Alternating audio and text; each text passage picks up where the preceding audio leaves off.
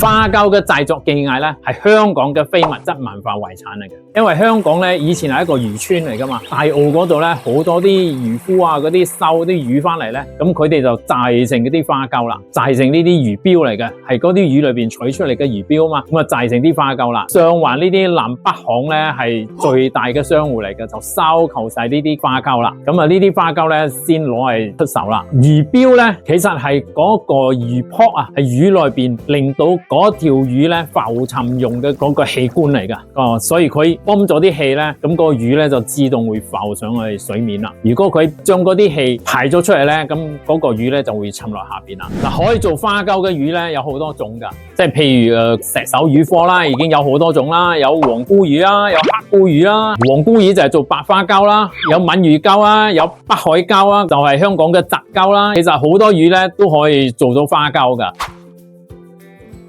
花膠嘅製作過程，其實取咗出嚟咧就剪開佢噶，剪開佢咧就打開咁樣成個片狀，咁啊就裏邊咧有啲血絲啊、啲內膜啊，咁啊撕走咗佢咧，有時有啲油漬喺度噶，咁啊清理咗之後咧就攞嚟曬啦。以前咧就會擺喺筲箕嗰度曬噶，佢哋清理就係乾淨啦，就擺喺個筲箕咁啊，一攞咁嘅筲箕咧就擺喺個太陽下邊曬噶。咁要曬幾耐咧？咁啊睇下個漁夫嘅經驗啦。因為嗰個太陽咧如果太猛咧，因為花膠啊嘛係膠嚟噶，會破壞咗個膠質噶，所以有時咧會用網咧遮住個太陽啊。如果太猛嘅太陽咧會遮住佢曬噶。嗱，個魚標咧擺喺筲箕曬噶嘛，咁佢曬咗幾個鐘之後咧，即係半乾嘅時，其實魚標咧曬嘅時咧要反覆咁啊反面噶，咁面啊底啊咁啊要一路咁樣反噶。但係咧就曬咗幾個鐘之後咧，未係乾透晒噶，未係乾透晒嘅時候咧會定型啦。咁有啲形狀咧，佢哋定型嘅時咧，佢咧會用咗個桶咁樣 cylinder 嗰個形狀咧，就綁住嗰個魚泡個頭嗰度，跟住用橡筋咧咁樣箍住佢，跟住就繼續曬咯。嗱，曬到透明之後咧，咁咧嗰個頭嗰度咧，佢哋會吉個窿，咁用啲尼龍繩咧咁啊掛喺度，慢慢風乾咯。唔可以接觸到個太陽太猛噶。依家呢個年代咧已經有啲新嘅方法去曬呢啲魚膠噶啦。因為香港咧啲地方好細啫嘛，咁啊好多咧啲方法咧已經改晒噶啦。有啲魚膠咧我哋直情取咗魚膠之後咧，直情係室內裏邊用啲抽濕機啦，當然要通風噶。不過咧傳統嘅技藝咧都值得保留噶。呢個技藝先叫做非物質文化遺產啊嘛。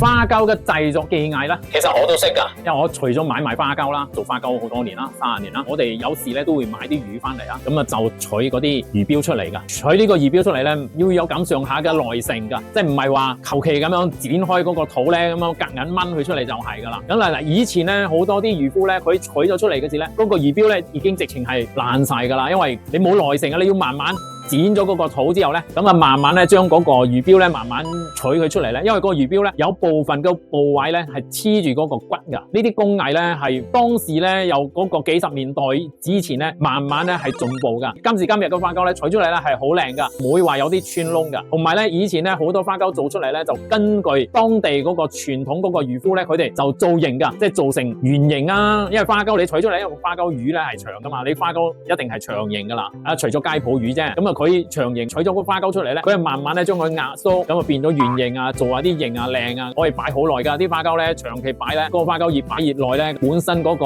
纖維蛋白咧沉澱咗之後咧，嗰個花膠嘅肉質咧就會越嚟越靚噶。就呢啲咧就係花膠嘅製作工藝啦。